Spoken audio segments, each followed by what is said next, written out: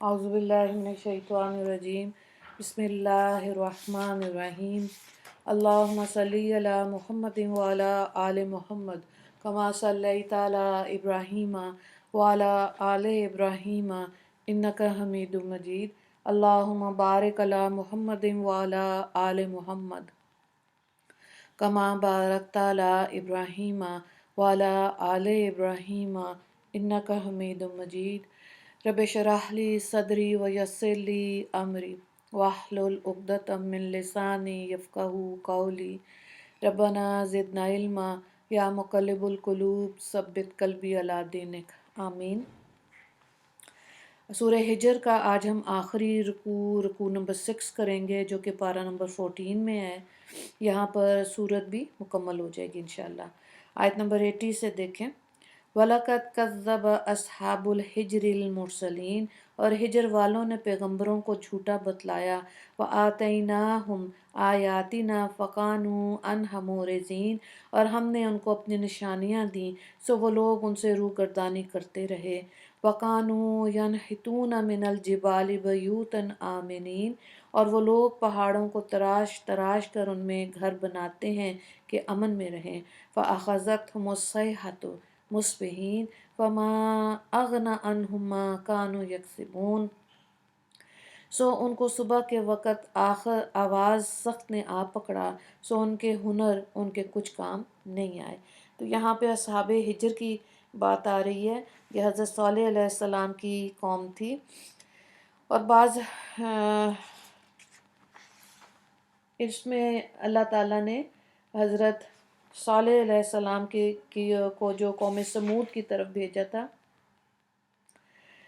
اللہ نے حضرت صالح علیہ السلام کو ان کی ہدایت کے لیے نبی بنا کر بھیجا۔ انہوں نے آپ کی تکذیب کی اور معجزہ طلب کیا جس پر اونٹنی پہاڑ سے بطور معجزہ پیدا ہوئی۔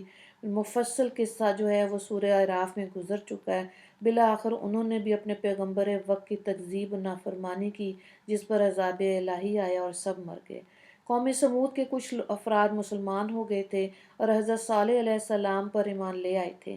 ان اہل ایمان نے اپنی بستی الگ بنا لی تھی، ان کا کنواں بھی علیحدہ تھا۔ غزوہ تبوک کو جاتے وقت جب نبی کریم صلی اللہ علیہ وآلہ وسلم کا گزر وادی ہجر کی طرف سے ہوا تو حضور صلی اللہ علیہ وآلہ وسلم نے سر مبارک نیچے کر لیا اور سواری کو تیز کر دیا اور صحابہ کرام سے فرمایا جو بستی عذاب الہی سے ہلاک کر دی گئی اس کی طرف مت جاؤ اور ادھر سے گزرو تو روتے ہوئے، اگر رونا نہ آئے تو خوف الہی سے ہی ایسی شکل بنا لو تاکہ وہ عذاب جو ان پر آیا تھا اس سے تم محفوظ رہو۔ قوم سمود کے کنویں سے بعض صحابہ نے پانی بھر کر اس سے آٹا گوندا، ہانڈی پکائی۔ حضور صلی اللہ علیہ وآلہ وسلم کو معلوم ہوا تو آپ نے ہانڈیاں الٹوا دیں، آٹا اونٹوں کو کھلا دیا اور آگے بڑھ کر وہاں قیام کیا جہاں حضرت صالح علیہ السلام اور آپ کے ساتھی مومن رہتے تھے، وہیں سے پانی بھرا اور استعمال کیا۔ یہ آپ نے مسلمانوں کو ادب سکھایا کہ آدمی اس قسم کے مقامات پر پہنچ کر عبرت حاصل کرے اور اللہ کے خوف سے لرزاں اور خوف میں رہے۔ ٹھیک ہے، آگے دیکھیں۔ وَمَا خَلَقْنَا السَّمَاوَاتِ وَالْأَرْضَ وَمَا بَيْنَهُمَا إِلَّا بِالْحَقِّ وَإِنَّ السَّاعَةَ لَآتِيَةٌ فَاصْفَحِ الصَّفْحَ الْجَمِيلَ اور ہم نے آسمانوں کو اور زمین کو اور ان کے درمیانی چیزوں کو بغیر مصلحت کے پیدا نہیں کیا، ضرور قیامت آنے والی ہے، سو آپ خوبی کے ساتھ درگزر کیجیے۔ إِنَّ رَبَّكَ هُوَ الْخَلَّاقُ الْعَلِيمُ بلا شبہ آپ کا رب بڑا خالق بڑا عالم ہے۔ وَلَقَدْ آتَيْنَاكَ سَبْعًا مِّنَ الْمَثَانِي وَالْقُرْآنَ الْعَظِيمَ اور ہم نے آپ کو 7 آیتیں دیں جو نماز میں مقرر پڑھی جاتی ہیں اور قرآن پاک دیا۔ لا تمدن عینیک الی ما متعنا به ازواجا منهم ولا تحزن علیہم واخفض جناحک للمؤمنین وقل انی انا النذیر المبین۔ ترجمے کو دیکھیں۔ آپ اپنی آنکھ اٹھا کر بھی اس چیز کو نہ دیکھیں جو کہ ہم نے مختلف قسم کے کافروں کو برتنے کے لیے دے رکھی ہیں، اور ان پر غم نہ کیجیے اور مسلمانوں پر شفقت رکھیے اور کہہ دیجیے کہ میں کھلم کھلا ڈرانے والا ہوں۔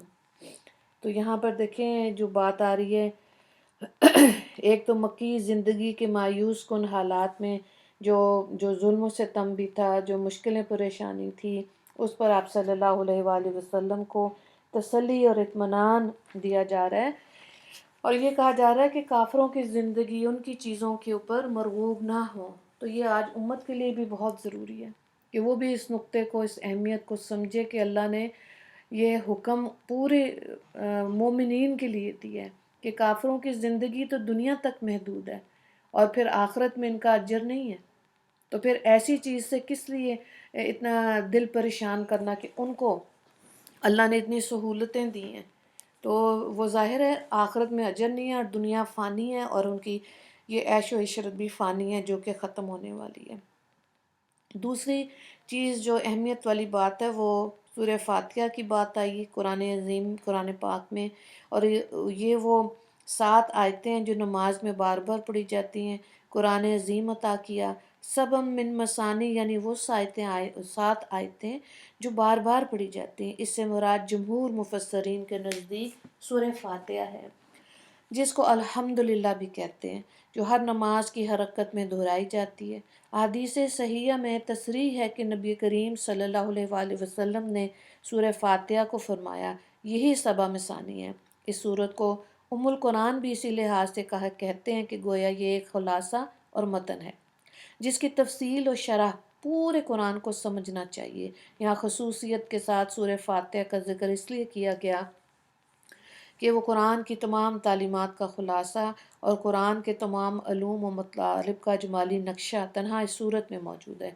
نیز حدیث میں حضور صلی اللہ علیہ وآلہ وسلم کا ارشاد ہے کہ اللہ تعالیٰ نے تورات، انجیل، زبور، قرآن کسی کتاب میں اس کا مثل نازل نہیں فرمایا۔ یہاں سے یہ بات بھی محقق ہو گئی کہ سورہ فاتحہ کی 7 آیتیں ہیں، اور یہی وجہ ہے کہ احادیث سے معلوم ہوتا ہے کہ آپ صلی اللہ علیہ وآلہ وسلم سورہ فاتحہ 7 وقفوں کے ساتھ پڑھا کرتے تھے۔ ہر آیت کا آخری لفظ کسی قدر کھینچ کر ختم کرتے، بلکہ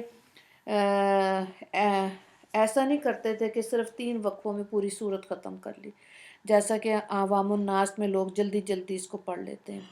تو ہر آیت پر وقف کریں، تاکہ کیونکہ سورہ فاتحہ ایک دعا ہے، اور اس کی ہر آیت سائل کی زبان سے نکلی ہوئی طلب اور ایک صدا ہونی چاہیے کہ وہ اللہ رب العزت کے سامنے کھڑا ہے، اور ہر مطلب کو اچھی طرح اس کا ترجمہ اور اس کی تفسیر کو سمجھنا چاہیے، اور اس کو ذہن میں رکھتے ہوئے سورت کو ادا کرنا چاہیے۔ اور یہی ترتیب ہم اگر سورہ فاتحہ کے ساتھ دوسری صورتوں کے جو ہم ملاتے ہیں، یعنی ان کا ترجمہ اور ان کی تفسیر اچھی طرح سے سمجھ آئی ہوئی ہو، اور صحیح طرح سے تجوید کے ساتھ اس کو ادا کیا جائے، تو تجوید والی نماز بھی مل جائے گی اور خشوع خضوع والی نماز بھی مل جائے گی۔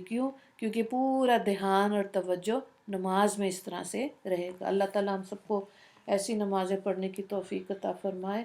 اگلی آیات کو دیکھیں، آیت نمبر 99 پر سورت مکمل ہو رہی ہے، اور 6واں رکوع بھی مکمل ہو جائے گا۔ آیت نمبر 90 سے دیکھیں، کما انزلنا علی المقتسمین، جیسا ہم نے ان لوگوں پر عذاب نازل کیا تھا، الذی جعل القرآن عظیم، جنہوں نے کتاب الہی کے حصے کر رکھے تھے، فوربک لنسألنہم اجمعین، یعنی آسمانی کتاب کے مختلف اجزاء قرار دیے تھے، سو آپ کے پروردگار کی قسم ہم ان سب سے ان کے اعمال کی ضرور باز پرس کریں گے۔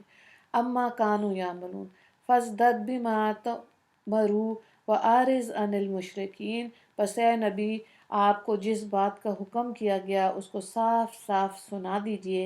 انا کفیناک المستہزئین، اور مشرکوں کی پرواہ نہ کیجیے، یہ لوگ جو ہنستے ہیں۔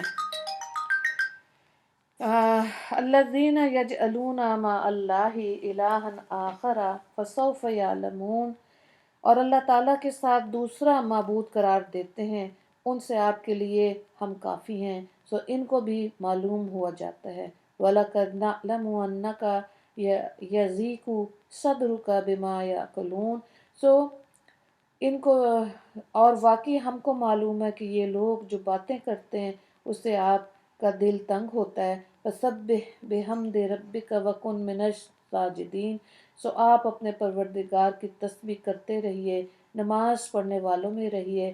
وَاعْبُدْ رَبَّكَ حَتَّى يَأْتِيكَ الْيَقِينُ اور اپنے رب کی عبادت کرتے رہیے یہاں تک کہ آپ کو موت آ جائے۔ تو یہاں پر دیکھیں کیا بات بتائی جا رہی ہے کہ جس طرح پچھلی قوموں پر عذاب آیا اس قوم پر بھی عذاب آ سکتا ہے، یعنی عذاب ان لوگوں پر مختلف اوقات میں جو نازل ہوا جنہوں نے احکام الہی کے ٹکڑے ٹکڑے کر دیے، یعنی آسمانی کتاب کے وہ اجزاء جو ان کے مرضی اور مطلب کے موافق تھے اس کو مان لیا، اور جو مرضی کے خلاف ہوا اس سے انکار کر دیا یا اس کو چھپا دیا یا بدل ڈالا، مطلب الٹا بیان کیا۔ تو مراد اس سے سابقہ یہود نصارہ ہیں جن میں مخالفت انبیاء علیہ السلام سے عذابوں کا ہونا، مثلاً سور اور بندر کی شکل ہو جانا، قتل و قید وغیرہ کی ذلت اور واقعات یہ ان واقعات سے ہمیں پتہ چلتا ہے۔ تو آج کے گو کی حدیث پاک ہے کہ امت محمدیہ میں کسی کی بھی گنہگاروں کی شکلیں سور اور بندر نہیں بنائی جائیں گی، اس امت میں پتھروں کا عذاب نہیں آئے گا، لیکن یہ نہیں ہے کہ سزا نہ ملے، گناہ انسان کرے اور اس کو سزا نہ ملے۔ بعض سزائیں ایسی ہیں جن کا عذاب دنیا سے شروع ہو جاتا ہے، جیسے جو لوگ سود کھاتے ہیں، والدین کے نافرمان ہیں، ان کا عذاب مرنے کے بعد نہیں دنیا سے شروع ہو جاتا ہے۔ تو اس لیے ہر ممکن طریقے سے اپنے آپ کو گناہ سے بچانے کی کوشش کرنی چاہیے۔ اللہ تعالیٰ انسان کی کوششوں کی بہت قدر کرتے ہیں۔